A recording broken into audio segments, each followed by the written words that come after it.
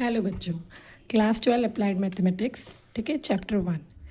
I think आप सबको ये वाला फार्मूला तो याद ही होगा कि dividend is equal to divisor multiply by quotient plus remainder. इसको हम प्राइमरी क्लासेस में वेरिफिकेशन फार्मूला भी कहते थे।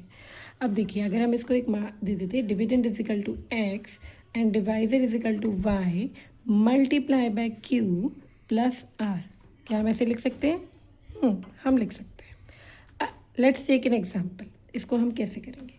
For example 22 divided by 5। Okay, तो अगर हम 22 को 5 से डिवाइड करते हैं तो हमारा जो डिविडेंड है वो है 22, डिवाइज़र है 5, क्वोशिएंट क्या होगा 5 4 ज़ा 20, तो क्या हम 4 ले सकते हैं और रिमाइंडर हमारा बचेगा 2, है ना। तो इसको हम कैसे लिखेंगे? अगर हम ये वाली फार्मूले को देखें, dividend is equal to divisor, तो डिविडेंड है हमारा 22, डिवाइज़र है हमारा 5, क्वोशिएंट है 4 और रिमाइंडर है 2। जो आपका फर्स्ट चैप्टर है अप्लाइड मैथमेटिक्स में, वो चैप्टर है मॉड्यूलो अरिथमेटिक।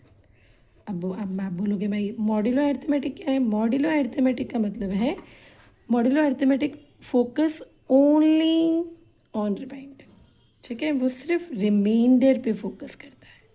ओके, अभी तक हम क्वोशिएंट पे फोकस कर रहे थे, बट अब हम रिमाइंडर पे फोकस करेंगे, ठीक है। तो इसको लिखने का तरीका क्या है?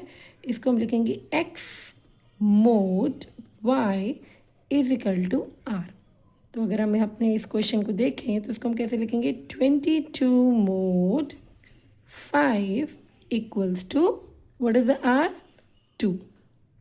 चलो अब एक और क्वेश्चन देखते हैं। हम ले सकते हैं 17 डिवाइडेड बाय 5। ओके, तो इसमें हमारा एक्स क्या है बेटू?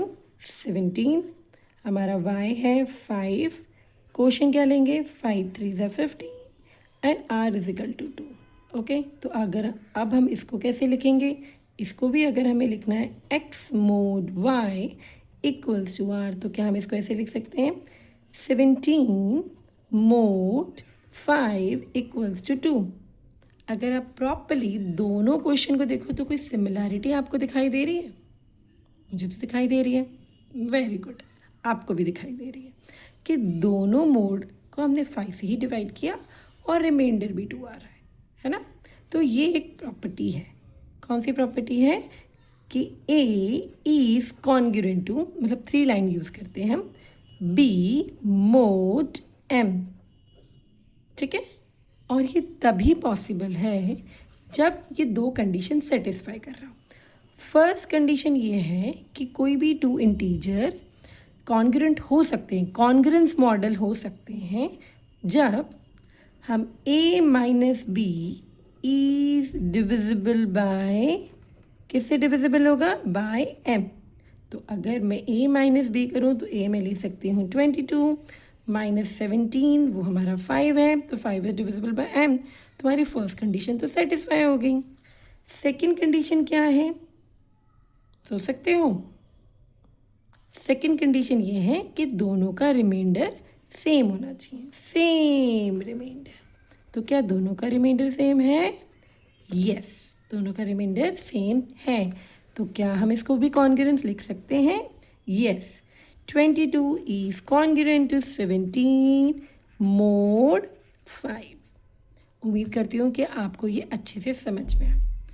अब नेक्स्ट स्लाइड में कुछ क्वेश्चंस हैं, ज़रूर ट्राई करिए। अगर आपको समझ में आते हैं तो नेक्स्ट वीडियो में हम इसी कॉन्सेप्ट के रिलेटेड चैप्टर की एक्सरसाइजेस करेंगे। Thank you.